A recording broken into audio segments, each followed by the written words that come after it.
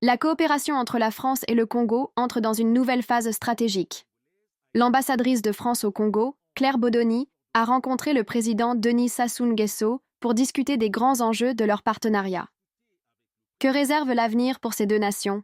Restez avec nous pour tout savoir.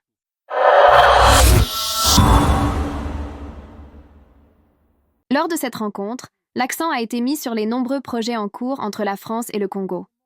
En prélude à la visite officielle du président congolais à Paris, les discussions ont porté sur les avancées des partenariats existants et sur les nouvelles opportunités de coopération.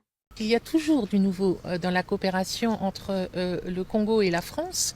Nous avons beaucoup de partenariats en cours. Nous avons fait le point de ces partenariats, particulièrement dans la perspective de la visite officielle de son Excellence le chef de l'État à Paris, dans un contexte régional que vous connaissez, qui est assez particulier. Donc c'est dans un moment diplomatique particulièrement important pour la région que s'insère cette visite officielle.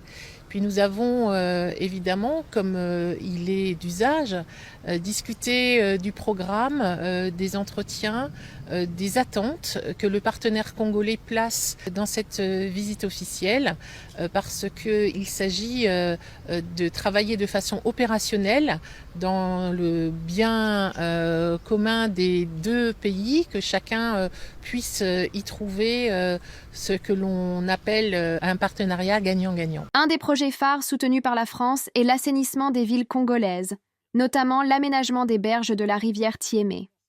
Ce programme, financé par l'Agence française de développement, AFD, entrera bientôt dans sa phase d'expropriation. Le projet, effectivement, est un projet extrêmement fondamental, projet d'assainissement. Nous en avons, comme vous le dites, à la Tiémé, nous en avons un autre à Pointe-Noire. Et c'est un travail qui se fait en parfaite coopération avec les autorités congolaises. Nous en sommes à un moment où les autorités congolaises ont identifié l'ensemble des habitants de la région et ont lancé un dialogue avec chaque famille de dédommagement, puisque les travaux d'assainissement devront écarter les axes et donc devront conduire à ce que les familles qui sont installées à cet endroit trouvent à se loger ailleurs. Du côté de l'Agence française de développement, les appels d'offres ont été lancés pour que les travaux puissent commencer dans les meilleurs délais. Mais évidemment, avant cela, il fallait vraiment s'occuper des habitants et je crois qu'on est collectivement assez satisfait de la façon dont les entretiens se sont conduits avec les habitants à travers notamment les chefs de quartier. Autre projet majeur, l'extension de la corniche sud de Brazzaville. Cette initiative vise à améliorer les infrastructures urbaines et la qualité de vie des populations.